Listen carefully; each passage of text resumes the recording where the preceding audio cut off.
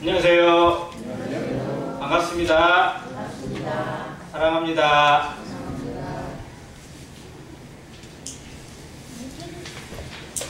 한 3일 연장으로 좀 추웠나요?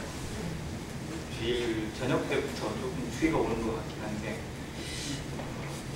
글쎄 뭐 예전에 추웠던 때에 비하면 그렇게 강추위라고 해야 되나 싶긴 한데, 왜냐면 영하 10도 이하로는 안 내려갔거든요. 그런데도 지난주에 좀 너무 따뜻했나 봐요.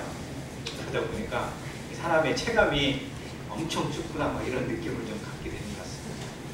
사람이 그런 게 있어요. 그러니까 시베리아에 살던 사람, 또 추운 지방에 살던 사람은 그냥 그게 익숙해지는 거고요.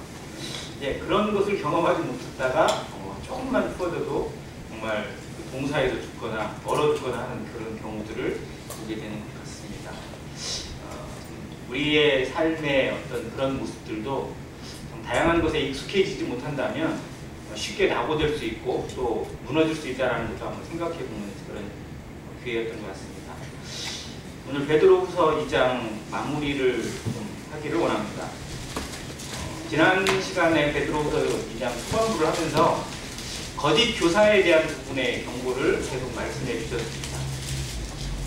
베드로 사도가 자신의 유언과 같은 말씀을 전하면서 거짓 교사들에 대해서, 그들의 거짓 교훈에 대해서 강조한 이유는 그것이 교회에 심각한 악영향을 미칠 것을 이미 예견하고 있었기 때문이고, 또 그들 속에 이미 틈을 만들고 있었고 그런 사람들이 일어나고 있음을 알고 있었기 때문입니다.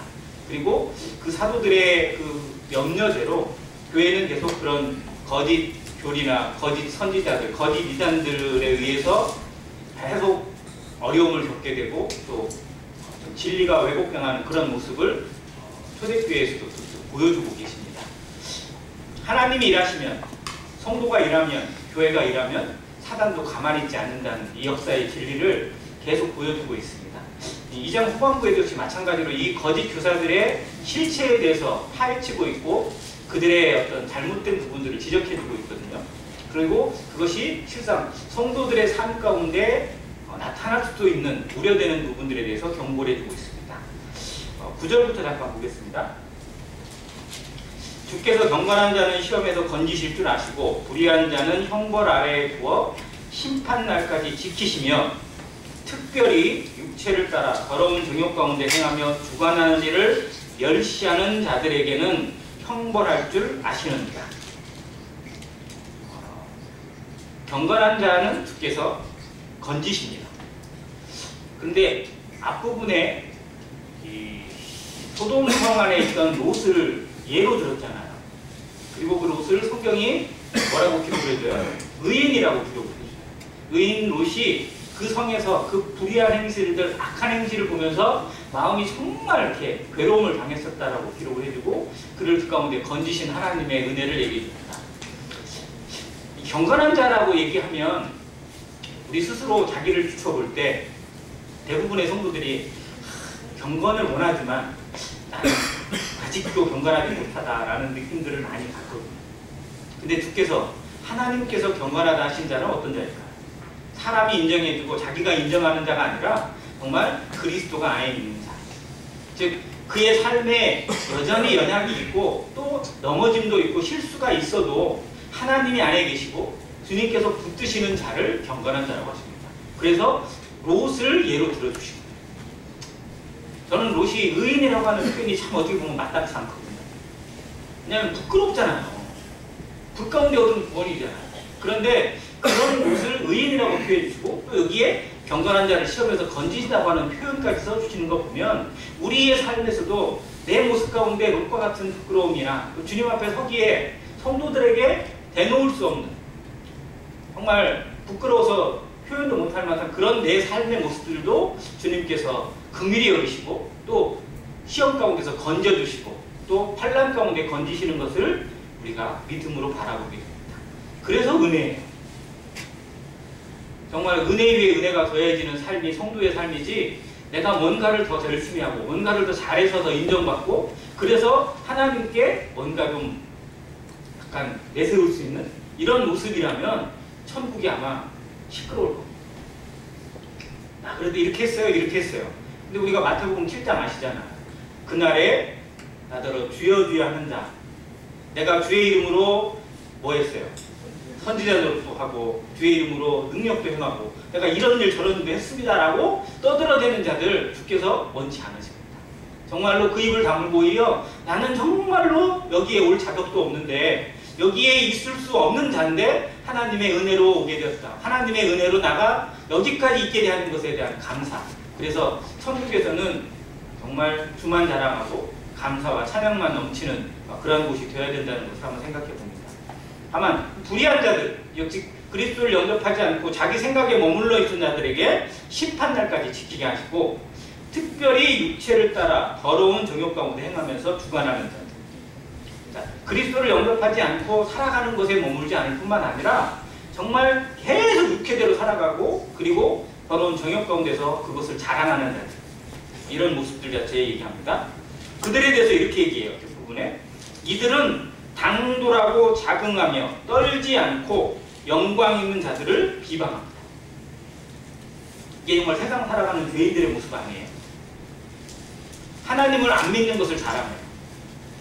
하나님 없이 살아가는 것을 자랑합니다. 하나님을 믿느니 뭘 믿는다고요? 네, 내 주먹을 믿는다고, 내 돈을 믿는다고. 뭐 그렇게 그걸 자랑해요. 그리고 심지어 뭐도 자랑하냐면 죄도 자랑한대요. 자기가 뭐 무슨 어디서 뭐 돼진 거 이것도 자랑하고 다녀요. 그게 뭘 자랑하라. 하나님 앞에서 받는 심판을 두려워하지 않고 오히려 그걸 인생의 자랑으로 여기거나 그걸 뻐기거나 그걸 내세우고 있는 그런 인생의 모습들. 그리고 영광 있는 자를 비방합니다. 이 영광 있는 자에 대한 성경의 해석이 첫 번째는 뒤에 나오는 천사들, 권세를 가지고 있는 천사들에 대한 표현도 있는데 저는 오히려 정말로 영광을 얻은 성도들, 교회의 성도들, 복음을 전하는 자들이라고 또 분별이 되어져요. 그런 자들을 비방합니다. 안 믿는 사람들이 성도를 얼마나 비방해요? 얼마나 무시해요? 교회를 얼마나 욕을 합니까? 거기에 하나님을 덧붙여서 하나님까지 도매금으로 욕하고 그것을 자랑으로 생각해요. 그렇게 말하는 자기를 대단하다고 여겨요. 정말 겁이 없어요. 너무나 겁이. 이 얘기는 꼭 누가 생각이 나서 좀 그러긴 한데 아무튼 정말로 두려울 줄 모르고 진짜 두려움의 가치를 모르고 살아가는 이 거짓된 인생들. 그런데 천사들은 과연 어떻게 했을까요? 자, 인생과 천사들 하나님의 기준에서 볼 때, 아니 의의 기준에서 보게 될 때 인생이 천사들과 비교할 수 있어요? 게임이 안 되잖아요. 그 천사들, 여기에 뒤에 보면 11절에 더 큰 힘과 능력을 가진 천사들이라고 되어 있어요. 즉 누구보다, 인생들보다, 피조물의 인생보다 훨씬 더 큰 힘과 능력을 가지고 있는 천사들입니다. 그렇잖아요. 천사들은 실상 인간이 흉내낼 수 없고 인간이 따를 수 없는 의를 가지고 있고 힘과 권세를 가지고 있습니다. 하나님의 그 모든 것들을 다 수행하는 어떤 그런 직접적인 수행자들이니까. 자, 여기에 말하는 이 천사들의 대표 인물은 미가엘입니다. 천사장이잖아요. 자, 이 미가엘은 주 앞에서 그들을 거슬려 비방하는 고발을 하지 않습니다. 자, 사람들은 가진 힘도 없고 그런 권세도 없지만 함부로 판단하고 함부로 비방해요. 그게 인간의 모습이에요. 이게 정말 죄를 더 더하게 하는 모습입니다. 그럴 권세가 없어요. 누구를 심판하거나 누구를 비방하거나 누구를 판단할 수 있는 권세를 하나님이 주시지 않았어요. 그런데 그렇게 해도 된다고 생각하고 함부로 합니다. 알지도 못합니다. 제대로 알아야, 제대로 분별할 수 있어야 판단할 수 있는 거거든요. 근데 선과 악의 기준을 자기가 가져와 버렸잖아요. 죄의 근본이잖아요. 즉 자기의 기준으로 선을, 자기의 기준으로 악을 정해버리고 그렇게 판단하고 비방하고 심판합니다. 이게 정말 죄가 심각해지는 세상의 모습이거든요. 그런데 천사들은 어떻게 했느냐? 천사들은 그 모든 심판의 권한을 하나님께 다 맡겨요. 즉 천사장 미가엘이 그 범죄한 것에 대해서 자기의 힘으로 자기의 권사로 능히 심판할 수 있음에도 불구하고 주께서 너를 판단하시기 원한다라고 말해요. 이게 천사들이 보인 태도입니다. 하나님 앞의 태도예요. 즉 성도들이 정말 때로는 울분에 차서 혹은 분노에 차서 다른 형제나 다른 자매들 혹은 세상에 대해서 함부로 판단하고 함부로 정죄할 때도 있어요. 그게 옳다고 생각하니까, 그게 정말 맞다고 생각하니까. 그런데 이게 이 말씀에 비추어 봤을 때 좀 두려워해야 합니다. 왜? 하나님 앞에만 심판은, 정죄는 누구에게만 해당되는 거예요? 하나님에게만 해당되는 거예요. 하나님만이 심판하실 수 있고 우리 주님만이 심판자가 되실 수 있어요. 그런데 가끔씩 나도 내가 주님을 믿는 자는 것, 주님이 나와 함께 하신다는 그 권세를 악용해서 마치 심판해도 되고 판단해도 되고 정죄해도 되는 것처럼 착각할 때도 있더라고요. 이게 하나님 앞에 얼마나 무서운지 알아야 돼요. 그래서 교회는 분별이라는 단어도 실제로 좀 두려운 거예요. 판단하지 말라고 하셨잖아요. 대신 뭐 하라고 하냐면 잘못된 것이 드러나거든 분별하고 그것에 대해서 징계하라고 이렇게 되어 있어요. 이건 주님께서 드러내신 것을 그대로 정하는 것이지 내가 심판자가 되어서 판단하고 정죄하고 그렇게 어떻게 하는 그런 기준은 아니거든요. 이 모습이 정말 교회에서 성도들이 정말 분별할 때 조심해야 되고 함부로 말하지 않고 함부로 판단하지 않아야 될 근거가 되었으면 좋겠습니다. 확실하게 드러난 어떤 죄의 모습이랄지 이런 것은 교회가 분명히 분별을 해요. 그런데 내가 다 알지 못하잖아요. 내가 아는 것이 전부일 수도 없고 전부를 아는 것도 아닐 겁니다. 내가 아는 건 어떻게 보면 극히 단편일 수 있어요. 그 단편을 안다고 해서 그것에 대해서 모든 걸 아는 것처럼 착각해서 함부로 말한다면 이건 하나님의 선을 내가 넘어서는 겁니다. 하나님이 정하신 경계를 넘어서는 겁니다. 이 부분이 우리의 말에 함부로 드러나지 않기를 정말 조심스럽게 말씀을 드리고 싶어요. 왜? 우리에게도 이 부분이 너무 쉽게 나와요. 아, 누가 어땠어? 누가 어땠어? 하는 말들이 내가 정말 확인한 것도 아니고 내가 정말 그것에 대해서 확실하게 알아본 것도 아닌데 들은 것이 마치 그런 것처럼 할 수도 있고 제대로 알지 못하면서 그렇게 할 수도 있어요. 그래서 그러한 판단이나 그러한 분별을 할 때 조심스러운 태도가, 두려운 태도가 우리에게 필요합니다. 선사들도 그렇게 하지 않았다는 사실을 기억하고 이런 모습이 정말 교회를 그 영성을 지켜가게 하고 거룩을 지켜가게 하는 힘이라고 생각이 들어요. 이게 함부로 분별 없이 이루어지게 될 때 교회가 완전히 쪼개져 버립니다. 성도의 삶이 정말 이것으로 인해서 만신창이가 되는 경우가 얼마나 많은지 몰라요. 때로는 성도가 성도에 의해서 난도질 당하는 경우가 있어요. 이게 정말 하나님이 원하시는 걸까요? 하나님이 그러라고 우리를 한몸되게 하셨을까요? 이런 부분이 정말 우리에게 좀 조심스러운 부분이 되기를 간절히 바랍니다. 자, 그리고 이 거짓 선지자들, 거짓 교사들이 이러한 모습 가운데 이런 모습들 자체를 뭐라고 표현했느냐? 그러나 이 사람들은 본래 잡혀 죽기 위하여 난 이성 없는 짐승 같다고 표현했어요. 그들의 운명론적 결말을 성경이 보여주고 있습니다. 그들은 이미 사단에게 그들의 모든 것이 다 넘겨져 있어서 사단과 함께 멸망을 당하기로 예정되어 있는 모습입니다. 이 거짓 교사들이 얼마나 하나님께서 정말 미워하시고 또 분노하시는지를 보여주는 대목입니다. 예수님께서도 그렇게 온유하시고 그렇게 사랑이 많으시고 그렇게 인자하심이 풍부하셨는데도 불구하고 누구를 대할 때 어떤 사람들을 대할 때는 정말 매몰차게 가혹하게 말씀하셨어요. 누구를 향해서? 바리새인, 서기관들과 바리새인, 거짓 선지자들, 거짓 교사들. 자기만 망한 게 아니라 누구까지? 백성들까지 구매품으로 다 멸망으로 끌고 가고 있는 그 모습에 대해서만큼은 주님께서 정말 엄하게 심판하시고 엄하게 질책하셨던, 진노하셨던 모습을 마태복음에서 우리가 분명히 보게 됩니다. 정말 이것에 대해서도 베드로가 이렇게 표현해주고 있고요. 그들은 알지 못하는 것을 비방하고 그들의 멸망 가운데서 멸망을 당합니다. 또 불의의 값으로 불의를 당합니다. 자, 세상의 모습을 한마디로 표현하면 뭐냐면요, 속고 속이는 거예요. 말씀에서 나와요. 그들은 서로 속고 속이고 있다고. 뛰는 놈이 아는 놈이 있다고. 정말 사기꾼을 사기쳐먹는 사람들이 얼마나 많아요. 좀 그렇지 않나요? 자기 딴에 정말 자기가 머리가 좋은데 거기 위에 얼마나 달고 기는 사람들이 많은지 몰라요. 이게 세상이에요. 치밀해요. 그 보이스피싱도 좀 과학적이지 않나요? 어떻게 생각하세요? 거기에 빠진 사람이나 거기에 걸려든 사람의 입장에서 보면요, 진짜 교묘하고 진짜 심오해요. 심오해. 한마디로. 그러니까 정말로 세상은요, 그런 부분에 있어서 왜 이렇게 머리가 잘 돌아가는지 모르겠어요.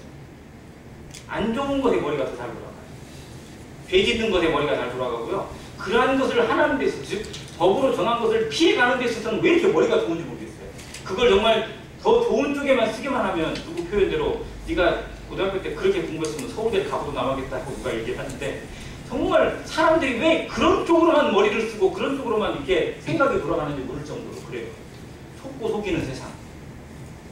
그래서 정말 누가 피해를 봅니까? 정직한 성도들. 정말 온유하게 살아가고자 하는 성도들 정말 피해 많이 봅니다. 얼마나 피해를 보는지 몰라요. 그런데 오히려 주님이 정말 그런 성도들을 위로해 주시는 거라고 저는 생각이 들었어요. 자, 그에 대해서 뭐라고 얘기했냐? 낮에 즐기고 노는 것을 기쁘게 여기는 자들이라고 얘기했어요. 이거 조금 좀 설명을 드릴게요. 자, 낮에 즐기고 노는 것. 이게 그들이 즐기고 노는 것은 정말 무슨 즐거움의 대상이 아니고요. 진짜 죄 짓는 거거든요. 그들은 죄 짓는 걸 즐기는 거잖아요. 그러면 죄를 짓는 사람들이 낮에 주로 지어요? 밤에 지어요? 죄는 주로 밤에 짓잖아요. 남들이 안 봐야 되니까. 은밀한 때.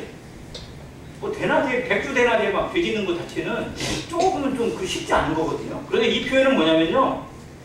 낮에라는 단어가 두 가지가 의미가 있어요. 항상이라는 뜻도 포함되어 있어요. 즉 먹고 즐기고 놀고 죄 짓는 것을 항상 그냥 일상처럼 즐기는 그런 모습이라고도 표현되어 있는 거고요. 두 번째는 밤에만 죄를 짓는 게 아니라 낮에 죄를 짓는 것을 아예 즐겨요. 즉 양심이 어느 정도가 된 거예요. 완전히 화인 맞아서 그게 죄인 줄도 모르고 그걸 자랑스럽게 여기는 모습입니다. 그런 자들이라고 성경이 표현해주고 있어요. 이 세상의 모습을 우리가 제대로 봐야 됩니다. 세상이 뭘 추구하고 있고 세상 사람들이 추구하고 있는 모습이 하나님의 말씀의 기준에서 볼 때 얼마나 허망되고 얼마나 어리석은 거고 얼마나 가증스러운 것인지 알아요. 그래서 세상에 있는 것들을 사랑하지 말라. 그리고 그것들이 다 육신의 정욕과 안목의 정욕과 이상의 자랑이라고 요한일서에 표현해 주신 것처럼 정말 세상에 있는 것들, 세상 사람들이 추구하는 것들, 그 빈면목을 다 들은 거기에 사단이 이미 조종하고 있는 것들. 이거를 정말 성도들이 더 분별력 있게 분별하고 그러한 것들이 우리의 마음을 잠식하지 않도록, 교회를 흐트리트지 않도록, 교회에 먹물을 뿌리지 않고 잿물을 뿌리지 않도록 정말 주의하고 기도해야 합니다. 그걸 사도 베드로가 계속 경고해주고 있어요. 그런 것들이 교회에 침투되고 성도들의 마음을 잠식하게 될 것을 두려워하고 있습니다. 그 뒤에 나오거든요. 14절 보니까 음심이 가득한 눈을 가지고 범죄하기를 그치지 않아요. 음심이 가득한 눈. 혹시 경험은 없으실 거예요. TV나 영화나 이런 데 보면 마약에 찌든 사람 눈 어떠세요? 마약에 찌든 사람의 눈 어때요? 썩은 동태 눈깔 같죠? 약간. 맛이 갔어요, 완전. 네. 진짜 맛이 갔다니까, 완전히. 근데 이 사람들의 그 음심이 가득한 눈이 뭐냐면요. 어떻게 보면 하나님 때문에 완전히 맛이 간 눈으로 계속 그것만 찾아요. 이 마약 중독자들의 모습이 다 그거거든요. 거기에 이미 쪄들어가지고 몸도 못 감아요. 제대로. 그런데 뭐를 찾고 있어요? 계속 마약을 찾아요. 일생을 정말 그것에 망가뜨리고 자기의 삶을 그것을 완전히 망가뜨려버리는 그런 정말 불행한 모습들. 근데 그것이 쾌락이고 그것이 즐거움이고 그것이 인생의 낙인 것처럼 생각하고 있는 정말 하나님 없이 살아가는 인생의 한계를 그대로 이 세상에 보여주고 있습니다. 자, 범죄하기를 그치지 않고 그 다음에 굳세지 못한 영혼들을 유혹해요. 자, 자기만 망하려면 상관없어. 자기 혼자 망하면 그나마 다행이에요. 근데 뭐예요? 끌어들여요 또.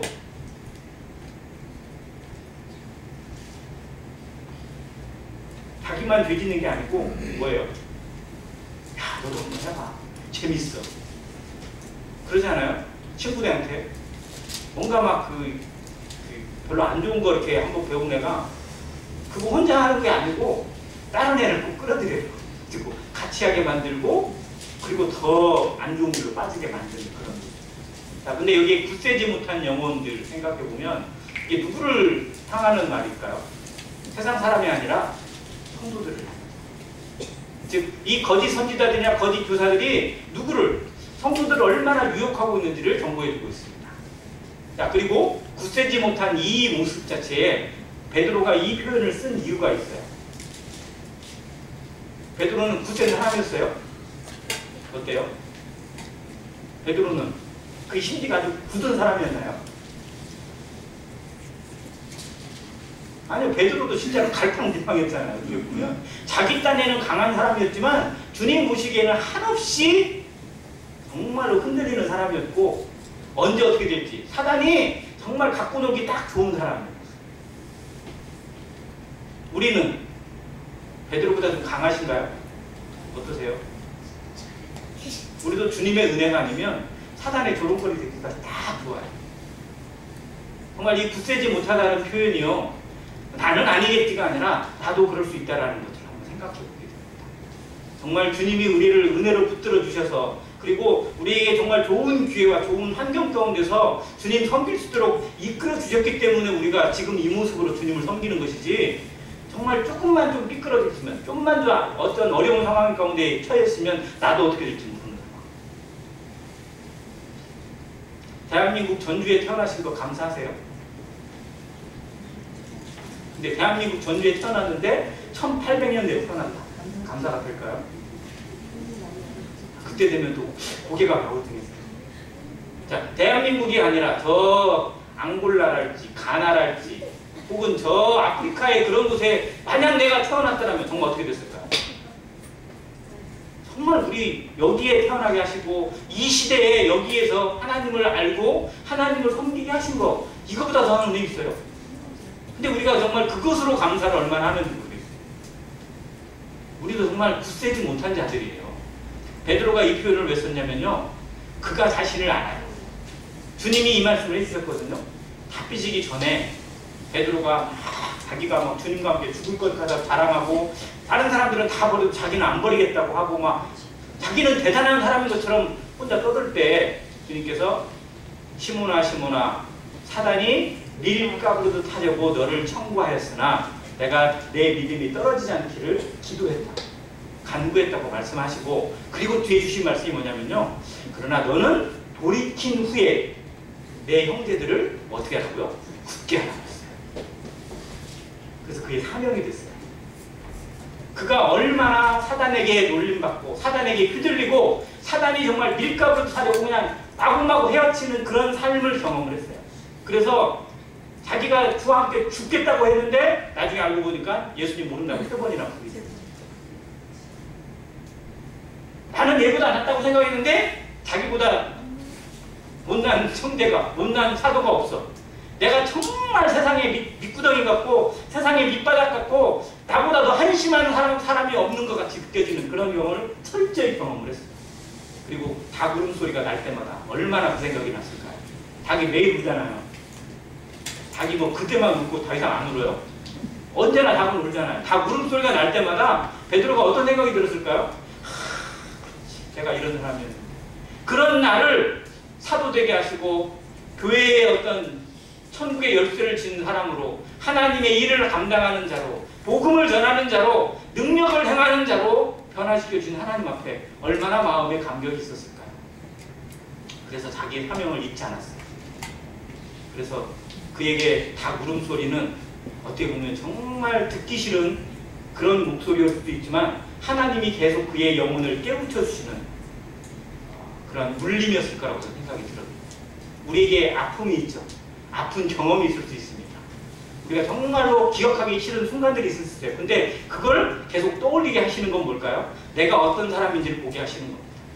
내가 이렇게 약하고 내가 이렇게 굳세지 못한데 그러한 나를 계속해서 여기에 두시면서 일하게 하시고, 하나님의 일을 감당하는 자로, 하나님과 함께 일하는 자로, 하나님의 영광을 위해 살아가는 자로 붙들어 주시는 은혜를 기억하게 하시는 거예요.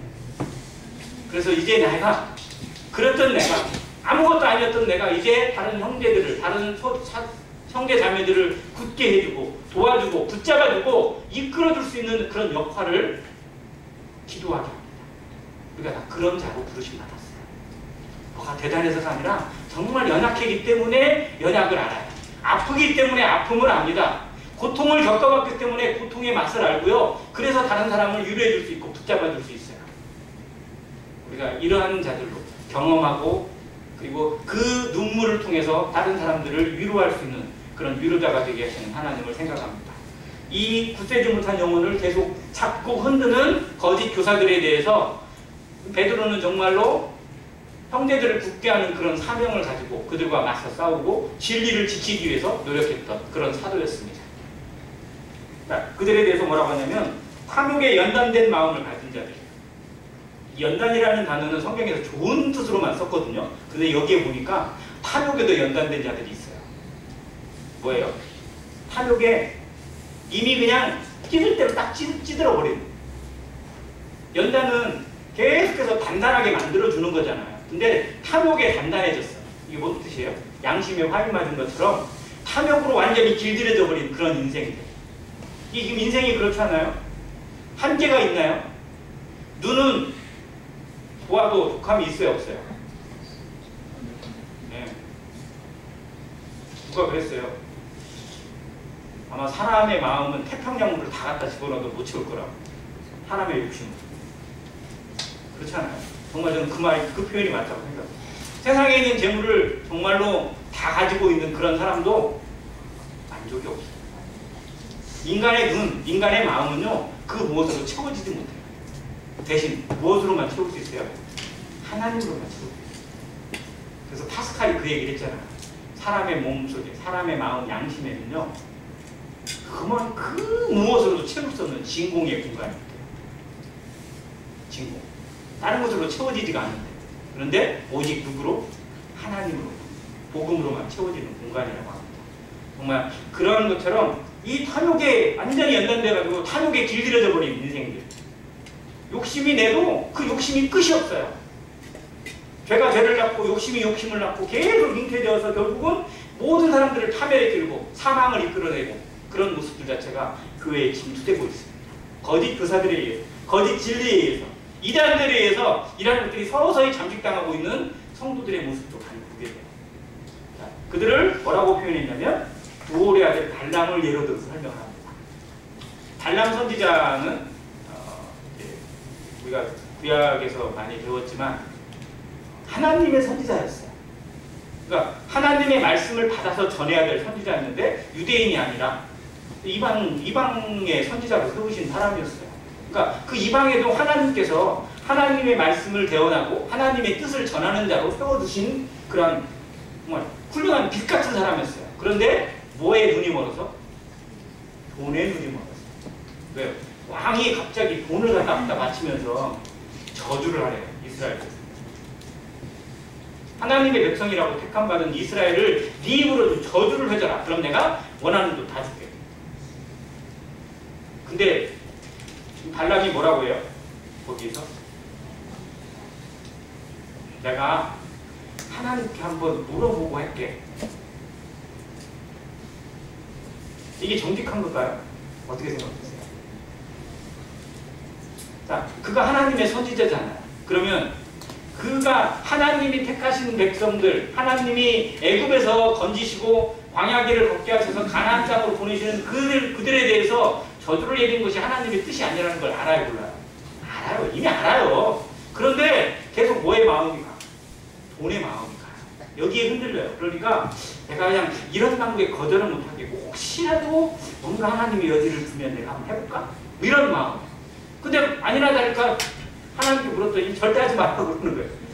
아, 그래서 안 한다고 그랬어요? 그러면 끝이야 되는데 돈을 더 갖다 주네. 이 사단도 쉽게 포기 안 하잖아요. 야, 돈이 모자라야 내가 더 줄게. 막 갖다 주니까 거기에 마음이 더 가. 내가 또 한 번 물어볼게. 이게 말이 안 되는 거예요. 거기서부터 이미 갔어요. 즉 타협하기 시작하면 신앙은 망가집니다. 아니다 싶을 때는 분명히 거절이 돼야 돼요. 그런데 뭔가 여지를 두기 시작하고 타협하기 시작하면 계속 밀고 들어와요. 이게 하와가 범죄에게 나타난 그 모습 그대로예요. 뭐예요? 하나님은 내가 그 실과를 먹으면 어떻게 된다? 반드시 죽는다라고 했는데 여자는 뭐라고 해요? 죽을까 하노라. 죽을 수도 있어 라고 얘기를 해요. 그러니까 사단이 확 뒤집어 버려요. 내가 결코 죽지 않는다. 즉 신앙은요, 아닌 것에 대해 분명히 뭐라고 할 수 있어야 돼요. 이건 아니구나라는 것에 대해서 분명한 거절이 내 마음에 나타나는 것이 선한 양심입니다. 주님이 주신 마음이에요. 그런데 내 욕심에 의해서 이것을 그럴까 말까 줄다리기를 하기 시작하잖아요. 그러면 계속 사단이 침범할 수 있는 여지를 계속 주는 거예요. 그래서 결국 그의 영혼 자체가 파괴되기 시작하고 선한 양심 자체가 이미 물들어져 버려요. 그래서 결국은 누가 발람을 질책을 해요? 나귀가, 타고 가는 나귀가 갑자기 그냥 막 때리니까, 이거 왜 안 가? 막 때리니까 갑자기 나귀가 말을 해가지고 하나님의 말로 대언을 해버리는 거예요. 그래서 여기 성경에 뭐라고 되어 있냐면요, 16절, 자기의 불법으로 말미암아 책망을 받되 말하지 못하는 나귀가 사람의 소리로 말하여 이 선지자의 무슨 행동? 미친 행동을 제지했다. 이런 것을 하나님은 미쳤다고 해요. 이게 미친 거예요. 하나님 보시기에 미친 게 뭐냐면요, 하나님의 뜻을 알고도 그것을 포기하지 않아요. 자기 고집을 꺾지 않아요. 하나님의 뜻을 알고도. 우리도 얼마나 미친 짓 하는지 생각해야 돼요. 성도들도 미친 짓 할 때가 있어요. 하나님의 뜻이 무엇인지 알아요. 그래서는 안 되는 줄 알아요. 그런데 계속 마음이 뭔가 거기에 끌려. 이거를 끊어내지 못해요. 미친 짓이에요. 신앙은 여기에 대해서 단호할 수 있어야 됩니다. 우리가 이걸 배워가야 돼요. 발람을 통해서, 그리고 거짓 교훈들에 대해서 이건 아니구나라는 것이 분명해졌을 땐 이것은 하나님의 뜻이 아니구나라고 거절할 수 있는 것. 노는 노라고 얘기할 수 있고 예스는 예스라고 말할 수 있는 것이 신앙의 기본입니다. 이것을 이 교훈을 통해서 보여주고 있습니다. 그런 모습을 보고요. 그다음 이들은 결국은 어떤 모습으로 돌변하게 되냐면 19절에 이렇게 그들에게 자유를 준다 하여도 자신들은 멸망의 종들이에요. 즉 혹 어떻게든 그들에게 뭔가 기회가 제공되는 그런 일이 있다 하더라도 결국은 다시 원상으로 돌아간다는 모습입니다. 즉 사단에게 이미 그 영혼 자체가 지지되어진 거짓. 즉 이들에 대해서 다른 성경에서는 어떤 표현을 했냐면 모든 죄가 사함을 받되 무슨 죄가 사함을 받지 못한다고요? 성령을 해방하는 죄가 사함받지 못한다. 이들은 임의적으로 고의적으로 하나님 말씀을 해방하는 그런 모습 가운데 있기 때문에 성령 해방죄가 되는 모습입니다. 정말 성도들에게 이걸 함부로 적용해서는 안 되는 부분들이 그래서 있는 거예요. 이단에 속한 자들은 한두 번 훈계한 뒤에 어떻게 하라고요? 멀리하라고 되어 있어요. 즉 이단에 속한 자들 자체가 실상 불쌍한 영혼들이 맞아요. 그런데 그들에 대해서 하나님께서 온전한 것에 돌아오기까지 정말 우리가 기도해야지, 그것을 우리의 말이나 우리의 지식으로 어떻게 바꿀 수 있는 그런 수준이 아니라는 것을 다시 한번 생각합니다. 그래서 사단에게 완전히 그 영혼 자체가 뺏겨져 버린 그런 모습들에 대해서 정말 이 거짓 교사들로 거짓 진리로 얘기를 해주고 있어요. 그리고 그것에 대한 비유로 뭐라고 하냐면 개와 돼지를 비유로 듭니다. 의의 도를 안 후에 받은 거룩한 명령을 저버리는 것, 그것은 차라리 알지 못하는 것이 낫다고 하는 표현까지 써야 돼요. 그들은 차라리 나지 않았으면 좋았을 뻔했다라고 하는 가룟 유다에 대한 표현하고도 비슷합니다. 그래서 개가 그 토하였던 곳에 돌아가고 돼지가 어떻게 해요? 씻었다가 더러운 구덩이에 도로 누웠다 하는 말이에요. 이렇게 표현해주고 있습니다. 이거와 예수님이 하신 비유 한 가지가 있는데요. 바로 빈집에 대한 비유입니다. 한 귀신이 있었어요. 악한 귀신이 어느 집에 있다가 그 집에서 잠깐 나갔어요. 집이 비었죠. 근데 그 집이 비었는데 그 집이 나중에 가보니까 어떻게 됐어요? 비고 소재가 됐어요. 즉 청소는 됐는데 여전히 비어 있어. 그러니까 이 귀신이 어떻게 했어요? 여기도 놀기 좋네? 그래서 어떻게 해요? 자기보다 악한 귀신 7을 데리고 들어가서 그 집을 완전히 난장판을 만들었어요. 여기 이 집이 뭐예요? 이 집이 누구를 의미해요? 이스라엘을 의미해요. 이스라엘. 예수님이 비유로 그렇게 하신 이유가 뭐냐면 이스라엘의 현 주소를 보라는 거예요. 그들이 하나님 말씀을 그리스도를 통해서 들었어요. 깨달은 것 같았고 예수님을 환영하는 것 같았어요. 그런데 그게 진짜 예수님을 예수님으로 하나님의 아들로 믿고 영접한 게 아니고 자기한테 도움이 되는 분, 자기한테 먹을 거 주고 자기가 필요할 때 뭔가 해주는 분, 그런 분인 거예요. 그래서 좋아했어요. 그래서 따라다녔어요. 그러니까 메시아적 사명을 온전히 깨닫지 못하고 돌아갔던 그들의 한계가 뭐냐? 예수님이 진짜 복음을 전하니까 그냥 거절해버렸어요. 그리고 오히려 어떻게 나중에 십자가에 못 박아 죽이라는 거예요. 이런 사람 필요 없다 이거예요. 우리 지도자가 될 자격도 없고 우리 이런 사람 필요 없다. 차라리 우리는 누가 낫다? 바라바가 낫다 이거예요. 자, 더 악한 귀신 7이 들어간 이스라엘의 모습 자체를 성경이 그대로 보여주고 있습니다. 그래서 결국 어떻게 됐어요? 로마에 멸망당하고 2000년 동안 정말 뿔뿔이 흩어지고 살아가는 그의 모습 자체를 성경이 보여주고 있고 역사가 보여주고 있습니다. 즉 이건 어떻게 보면 하나님의 비유이긴 한데 정말로 성도들에게 적용할 수는 아니지만 우리도 좀 교훈을 받아야 돼요. 하나님의 어떤 은혜를 맛보고 그 은혜 가운데 깨달은 바가 있었으면 그것을 붙잡아야 돼요. 그걸 내가 정말 주님이 주인 되게 지켜내야 돼요. 그런데 비어있어요. 빈집이 되어버려요. 왜냐면 그냥 책임지지 않는 모습들, 자기 인생에 대한 것들을 그냥 방관하는 모습으로 머물러 있을 때 오히려 더 안 좋은 상황이 올 수도 있다는 것을 비유적으로 보여주시는 거예요. 여기에 이 거짓 선지자들에 대한 이 경고는 좀 분별할 때 조심해야 됩니다. 모든 성도들에게 적용해서는 안 되는 부분들이 있어요. 성도들의 신앙 자체가 믿음이나 이런 것들이 다시 취소된 데나 이런 것으로 적용해서는 안 되는 거거든요. 그런데 교회를 그만큼 침탈하게 만들고 어렵게 만들고 있는 거짓 선지자들, 거짓 교사들, 그리고 거짓 이단들이 그 시대에 그만큼 많았다는 거고 지금도 많다는 것을 우리가 생각을 해봐야 됩니다. 그 한계와 그 정체를 분명히 알아야 돼요. 그래서 말씀의 기준을 벗어나거나 그리고 어떤 육신적인 것을 계속 추구하는 모습 가운데 머물러 있거나 그래도 되는 것처럼 가르친다든지 그리고 이것에 어떤 한 것에 치우쳐 있는 모습으로 계속 성경을 교훈하고 있는 그런 모습들 자체가 많은데 이런 부분들은 나중에 더 추후적으로 이단들에 대한 어떤 그런 공부가 이루어지게 될 때 우리가 좀 자세히 알아봤으면 좋겠다는 생각이 듭니다. 아무튼 베드로 사도는 베드로 후서가 총 3장까지밖에 안 돼요. 뒤에 3장이 마지막 장입니다. 그런데 2장 전체를 어떻게 보면 그의 유언의 3분의 1이나 해당되잖아요. 그 부분을 계속 이 거짓 선지자들과 거짓 교사들에 대한 부분으로 경고해주고 있고 가르쳐주고 있어요. 이게 얼마나 심각한 문제인지를 이 먼저 아는 선지자의 입장에서 보고 있었다는 겁니다.